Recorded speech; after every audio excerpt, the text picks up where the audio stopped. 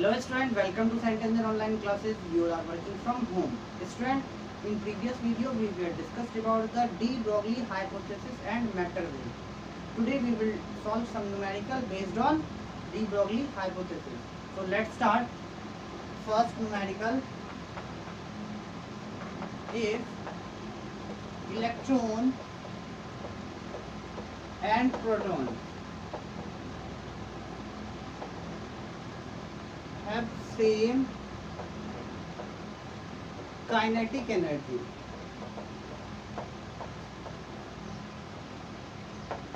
then which of them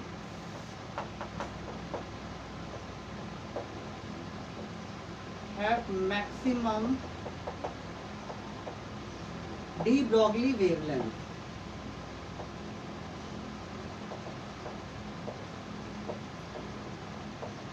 तो बच्चों question में कहा गया कि इलेक्ट्रॉन और प्रोटॉन दोनों की काइनेटिक एनर्जी अगर सेम है तो दोनों में से किस पार्टिकल का डी ब्रॉगली वेवलेंथ ज्यादा होगा। तो लेट्स सॉल्व। तो बच्चों क्या क्वेश्चन में गिवन है कि kinetic energy of electron equal to kinetic energy of proton. Consider equation first. Now we know that, तो बच्चों डी ब्रॉगली वेवलेंथ क्या होता है? De Broglie wavelength of any particle, किसी पार्टिकल का डी ब्रॉगली वेवलेंथ क्या होता है बच्चों? तो lambda equal to H upon under root 2m kinetic energy. मैंने बताया था बच्चों, ये इंपॉर्टेंट है, फॉर्मूला इसे याद रखना है, ठीक है बच्चों। अगर हम इलेक्ट्रॉन के लिए लिखे तो क्या होगा? 4 इलेक्ट्रॉन। तो de Broglie wavelength of electron equal to H upon under root 2 mass of electron kinetic energy of electron, ठीक है बच्चों। Consider equation second. And for proton, अगर हम प्रोटॉन के लिए लिखे तो de Broglie wavelength of proton equal to H upon under root 2 mass of proton kinetic energy of proton, ठीक है बच्चों। Consider equation third. अब क्या करेंगे? दोनों सेकंड और थर्ड को डिवाइड कर लेंगे। सेकंड डिवाइड बाय थर्ड, तो क्या हो जाएगा बच्चों? De Broglie wavelength of electron upon de Broglie wavelength of proton equal to H upon under root 2 mass of electron kinetic energy of electron upon H upon under root 2 mass of proton kinetic energy of proton. तो बच्चों ऐसे cancel, root 2 से root 2 cancel.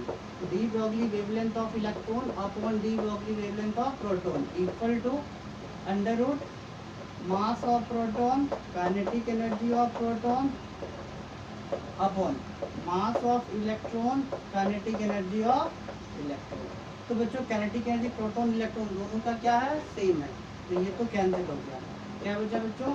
De Broglie wavelength of electron upon de Broglie wavelength of proton equal to under root mass of proton upon mass of electron. अब बच्चों मास of proton जो होता है वो बहुत ज़्यादा होता है मास ऑफ इलेक्ट्रॉन के, since mass of proton is very greater then mass of electron, ठीक है बच्चों। मास ऑफ प्रोटॉन कितना होता है? ये होता है 1.67 into 10 to the power minus 27, और इलेक्ट्रॉन का क्या होता है? 9.1 into 10 power minus 31।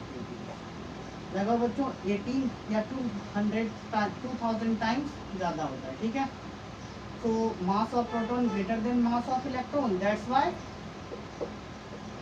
D Broglie wavelength of electron greater than D Broglie wavelength of proton, ठीक है बच्चों। तो किस पार्टिकल के लिए डी ब्रॉगली वेवलेंथ ज़्यादा होगा? अगर काइनेटिक एनर्जी सेम हो तो इलेक्ट्रॉन के लिए डी ब्रॉगली वेवलेंथ ज़्यादा होगा एज कंपेयर टू प्रोटॉन। तो please pause the video and note in your notebook. Now let's solve next numerical. Plot a graph between de Broglie wavelength बच्चों ये question बहुत बार एग्जाम में आया हुआ है। De Broglie wavelength and accelerating potential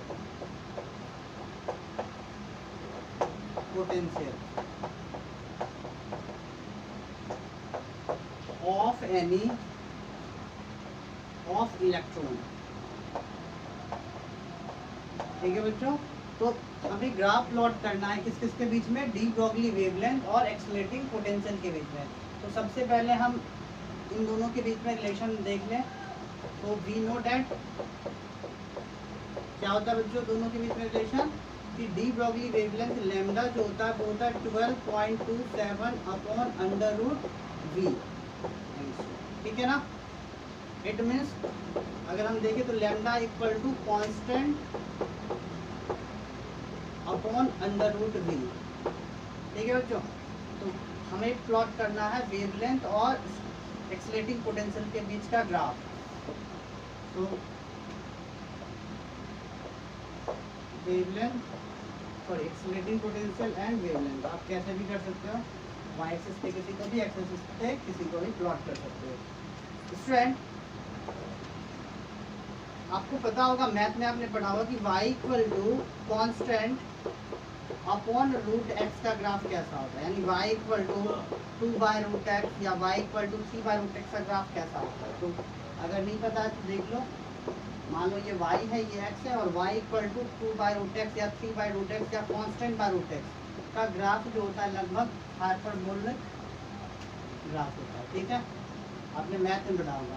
तो same यहाँ भी है बच्चों कि लैम्डा इक्वल टू 1/√v, यानी lambda equal to constant upon root v।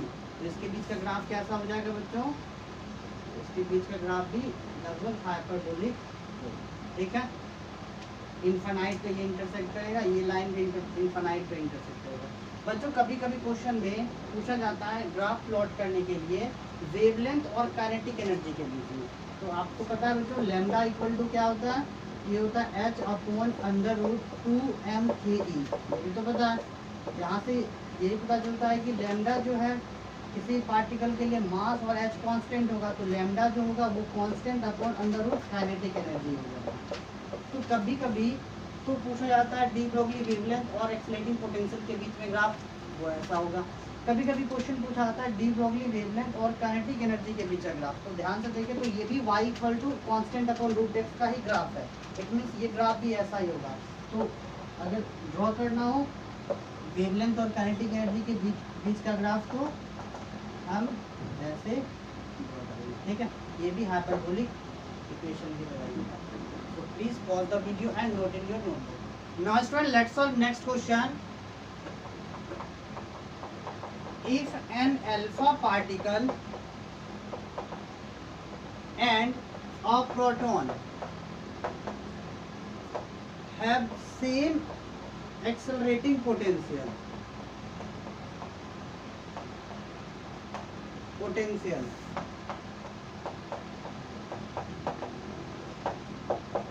then find the ratio of their de Broglie wavelength.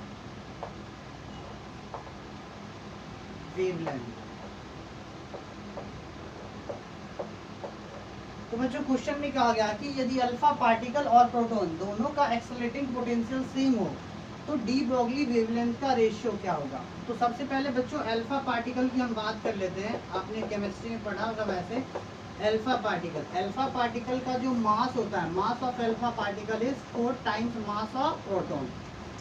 और अल्फा पार्टिकल पे जो चार्ज होता है, charge on alpha particle is equal to 2 times charge of proton. ठीक है, तो proton के charge का ये जो होता है अल्फा पार्टिकल वो हीलियम एटम के इक्विवेलेंट होता है। ठीक है, तो मास जो होता है वो 4 टाइम्स मास ऑफ प्रोटॉन और चार्ज जो होता है वो 2 टाइम्स चार्ज ऑफ प्रोटॉन। ठीक है, तो हम क्या करेंगे पहले एक्सेलरेटिंग पोटेंशियल और डी ब्रॉगली वेवलेंथ के बीच में रिलेशनशिप लिखेंगे। ठीक है, सो वी नो दैट क्या होता है बच्चों, lambda equal to h upon under root 2m/v। मैंने बताया था बच्चों किसी भी अननोन पार्टिकल के लिए अगर लिखना हो तो √2h h/√2m/QV, इलेक्ट्रॉन के लिए तो h/√2m/eV। ठीक है बच्चों, तो पहले हम क्या करेंगे, अल्फा पार्टिकल के लिखेंगे, फिर प्रोटॉन के लिए। तो de Broglie wavelength of alpha particle क्या हो जाएगा, h/√2 mass of alpha particle, charge of alpha particle and potential of alpha particle. ठीक है, एंड फॉर प्रोटॉन, अगर हम प्रोटॉन के लिए लिखें, प्रोटॉन के लिए de Broglie wavelength of proton equal to h/√, mass of proton 2 times mass of proton, charge of proton and accelerating potential of proton. ठीक है बच्चों, सेकंड एंड थर्ड। अब क्या करेंगे, हम दोनों को डिवाइड कर देंगे। तो ratio of de Broglie wavelength of alpha particle to the de Broglie wavelength of proton equal to क्या हो जाएगा बच्चों, h/√2 mass of alpha particle, charge of alpha particle and accelerating potential of alpha particle upon h/√2 times mass of proton, charge of proton and accelerating potential of proton. H से H cancel. बच्चे यहाँ पे question में accelerating potential दोनों के लिए same है। It means accelerating potential of alpha particle is equal to accelerating potential of proton. ये क्वेश्चन में गिवन है। तो proton accelerating potential of alpha particle and accelerating potential of proton वो कैंसिल आउट हो जाएगा, दोनों सेम है। So ratio of lambda alpha upon lambda P equal to, ये रिवर्स हो जाएगा, 2 से 2 कैंसिल हो जाएगा, √, mass of proton, charge of proton upon mass of alpha particle, charge of alpha particle. ठीक है ना, mass of proton, charge of proton upon mass of alpha particle क्या होता है बच्चों, तो 4 times mass of proton, it is equal to 4 times mass of proton. और charge of alpha particle क्या होता है बच्चों, 2 टाइम्स चार्ज ऑफ प्रोटॉन, तो 2 times charge of proton. Charge of proton से charge of proton cancel, mass of proton से mass of proton cancel. It means de Broglie wavelength of alpha particle upon de Broglie wavelength of proton is equal to 1/√8। तो दोनों की de Broglie wavelength का ratio क्या हो जाएगा बच्चों, 1/2√8। So please pause the video and note in your notebook. Now student, let's solve next question. De Broglie wavelength of alpha particle is same as De Broglie wavelength of proton. Then find the ratio of first one, their accelerating potential, their accelerating potential. Second one, ratio of there speed. ठीक है बच्चों, तो question में कहा गया कि alpha particle और proton दोनों का डी ब्रॉगली वेवलेंथ क्या है, सेम है। So from question de Broglie wavelength of alpha particle equal to de Broglie wavelength of proton. ठीक है बच्चों, फर्स्ट में क्या फाइंड करना है, एक्सीलरेटिंग पोटेंशियल का ratio. So we know that क्या होता है accelerating potential, lambda equal to h/√2m/QV। ठीक है, अगर हम प्रोटॉन के लिए लिखें तो lambda p equal to h/√2 mass of proton, charge of proton and accelerating potential of proton. ठीक है, एंड अगर अल्फा पार्टिकल के लिए लिखे तो h/√2 mass of alpha, charge of alpha and accelerating potential of alpha. अब question में से दोनों की वैल्यू क्या है, सेम है। सो फ्रॉम 1 से क्या हो जाएगा, दोनों वैल्यू क्या है, इक्वल है। ये क्या हो जाएगा बच्चों, इक्वल है, ये हो जाएगा H upon under root 2 mass of proton, charge of proton and potential of proton equal to, ये क्या हो जाएगा H upon under root 2 mass of alpha, charge of alpha and accelerating potential of alpha. X H cancel, 2 से 2 cancel, तो क्या हो जाएगा बच्चों यहाँ से अगर हम कैलकुलेट करें तो under root mass of alpha, charge of alpha, accelerating potential of alpha upon under root mass of proton, charge of proton and accelerating potential of proton equal to क्या हो जाएगा 1:1 हो जाएगा। अब मास ऑफ एल्फा क्या होता है 4 times mass of proton, put कर दो वैल्यू, ये हो जाएगा 4 टाइम्स मास ऑफ प्रोटॉन, और चार्ज ऑफ प्रोटॉन अल्फा क्या होता है 2 टाइम्स चार्ज ऑफ प्रोटॉन, ठीक है ना, और into accelerating potential of alpha upon under root mass of proton, charge of proton and accelerating potential of proton, QB cancel equal to क्या वहाँ 1, यहाँ से accelerating potential of under root accelerating potential of alpha upon accelerating potential of proton क्या हो जाएगा 1 upon 4 to the 8, root 8 उधर गया तो अंडर रूट 8 हो जाएगा, ठीक है। Square both side we have accelerating potential of alpha to the accelerating potential of proton is equal to 1:8। तो फर्स्ट का आंसर तो हो गया बच्चों की एक्सलेटिंग पोटेंशियल का रेशियो क्या हो गया 1:8 हो गया, ठीक है। अब क्या करेंगे स्पीड का रेशियो कैलकुलेट करेंगे। So we know that lambda equal to क्या होता है एच अपॉन एम वी, अगर अल्फा के लिए लिखे तो mass of alpha and speed of alpha, और अगर प्रोटॉन के लिए लिखे तो H upon mass of proton और स्पीड ऑफ प्रोटॉन, दोनों ही वैल्यू सेम है, तो यहाँ से क्या हो जाएगा H upon mass of alpha speed of alpha equal to H upon mass of proton speed of proton, ठीक है। एच से एच कैंसिल हो जाएगा, यहाँ से स्पीड का रेशियो निकालना है तो क्या हो जाएगा speed of alpha upon speed of proton equal to mass of proton upon mass of alpha. Mass of alpha क्या होता है बच्चों 4 टाइम्स हो जाता है, ये क्या हो जाएगा 1:4, ठीक है।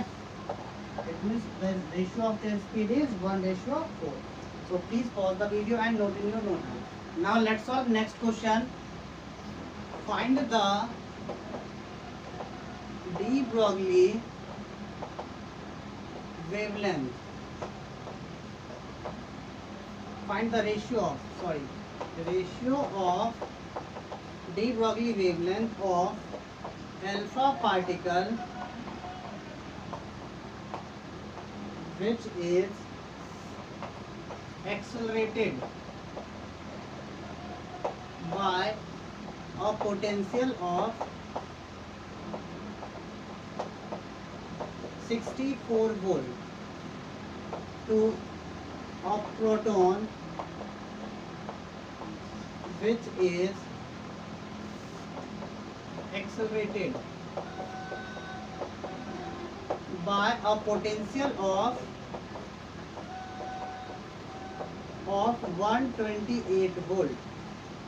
तो बच्चों इस क्वेश्चन में कहा गया है कि जब अल्फा पार्टिकल को 64 वोल्ट के पोटेंशियल से एक्सलेट किया जाए और प्रोटॉन को 128 वोल्ट के पोटेंशियल से एक्सलेट किया जाए तो दोनों के डी ब्रोगली वेवलेंथ का रेशियो क्या हो जाएगा, ठीक है बच्चों।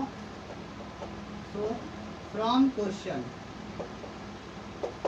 एक्सलेटिंग पोटेंशियल अल्फा कितना गिवन है बच्चों, तो अल्फा गिवन है 64 volt and accelerating potential proton में कितना गिवन है, तो ये है 128 वोल्ट, ठीक है। हमें कैलकुलेट करना है दोनों के डी ब्रोगली वेवलेंथ का रेशियो, यानी lambda alpha upon lambda T की वैल्यू, ठीक है बच्चों। वी नो दैट वेवलेंथ और एक्सलेटिंग पोटेंशियल में क्या रिलेशनशिप होता है, lambda equal to H upon under root 2m/v, ठीक है बच्चों। तो अगर हम प्रोटॉन के लिए लिखे और अल्फा पार्टिकल के लिए लिखे तो lambda alpha equal to H upon 2 mass of alpha, charge of alpha and accelerating potential of alpha. बच्चों इस तरह के बहुत से क्वेश्चन आए हुए एग्जाम में, इसलिए इसे याद रखना।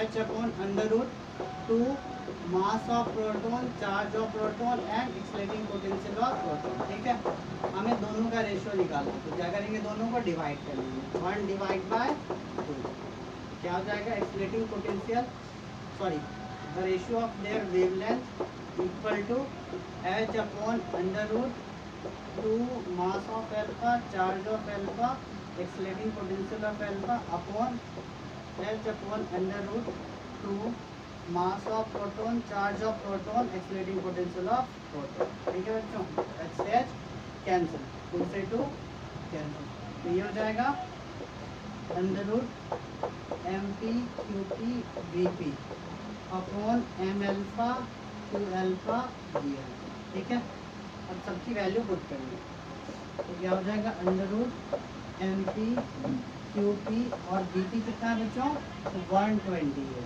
ठीक है, एम एल्फा क्या होता है, 4 times mass of proton, Q alpha क्या होता है, 2 टाइम्स मास ऑफ प्रोटॉन, और वी एल्फा कितना गिवन है बच्चों, 64। ठीक है, 64 को 2 टाइम्स में से कैंसिल, 2 से 2 कैंसिल, एम पी से M P and Q P से सॉरी क्यू पी से क्यू पी, एम पी से एम पी कैंसिल, तो क्या हो जाएगा बच्चों, ये the ratio of their wavelength is equal to 1 by under root 1 by 4 this is equal to 1 by 2, क्या हो गया ratio, 1:2। So please pause the video and note in your notebook. Now let's solve next question. If wavelength of photon that is lambda and de Broglie wavelength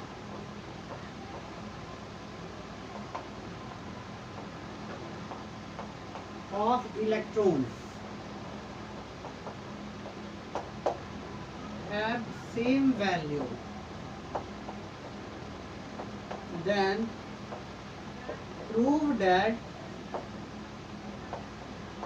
energy of photon is 2 lambda mc upon h times kinetic energy of electron, kinetic energy of electron। तो बच्चों ये question भी बहुत बार आया हुआ exam में। सो from question क्या given है बच्चों कि फोटोन और इलेक्ट्रॉन का वेवलेंथ सेम है, यानी wavelength of photon is equal to de Broglie wavelength of electron. ये फोटोन है, प्रोटॉन नहीं। ठीक है बच्चों, और वो किसके इक्वल है, लैम्डा के। अगर हम ध्यान से देखें तो lambda equal to de Broglie wavelength of electron. Lambda क्या होता है बच्चों, अगर फोटोन के लिए तो एच अपॉन एम सी, और इलेक्ट्रॉन के लिए तो H upon M C, H से एच कैंसिल, एम ई ले where M is the mass of electron. यहाँ एम जो यूज है वो बच्चों मास ऑफ इलेक्ट्रॉन ही है। ठीक है, it means M E V E equal to M into C. Now energy of photon, तो फोटोन की एनर्जी क्या होता है बच्चों, E equal to M C square. ठीक है, equal to M C square. Energy क्या हो जाएगा बच्चों, इसे ऐसे लिख सकते हैं M C into C, E equal to M into C की वैल्यू क्या है बच्चों, इलेक्ट्रॉन के टर्म में M E V E into C. Now equal to, अगर हम इसे ऐसे लिखे 2 से मल्टीप्लाई 2 से divide, M E V E square upon V E into C कर सकते हैं ऐसे। वी से वी कैंसिल, 2 से 2 कैंसिल, तो यही चीज़ रहेगा। ठीक है, E equal to 2 C upon V E, एक side 1/2 M E V E square. ये क्या हो गया बच्चों, half M V square, kinetic energy of electron. तो एनर्जी क्या हो जाएगा फोटोन का 2c upon V into kinetic energy of electron. ठीक है, अब v की वैल्यू हम कंसीडर इक्वेशन थर्ड, v की वैल्यू कैलकुलेट करते हैं। तो लैम्डा क्या है बच्चों, लैम्डा ई के इक्वल है, और लैम्डा ई क्या हो जाएगा h upon M V E. ठीक है, mass of electron and speed of electron. तो यहाँ से v क्या हो जाएगा बच्चों h अपॉन एम लैम्डा। ठीक है, और the value of v in this equation we have energy क्या हो जाएगा 2c अपॉन v की जगह क्या हो जाएगा h upon m lambda into kinetic energy. तो एनर्जी ऑफ फोटोन हो जाएगा 2mc lambda upon h into kinetic energy. तो यही प्रूफ करना था बच्चों कि जो एनर्जी ऑफ फोटोन होगा वो 2mc lambda upon h times kinetic energy. ठीक है, so please pause the video and note in your notebook.